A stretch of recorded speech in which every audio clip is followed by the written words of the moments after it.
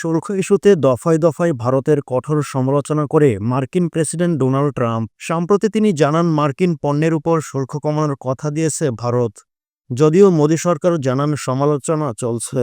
এরই মাঝে শুল্ক নিয়ে আবারও একবার দিল্লিকে নিশানা করল ওয়াশিংটন। এক প্রেস ব্রিফিংয়ে হোয়াইট হাউসের প্রেস সেক্রেটারি ক্যারোলিন লিভিট ভারতের উচ্চহারে শুল্ক নেওয়ার প্রসঙ্গ তুলেন।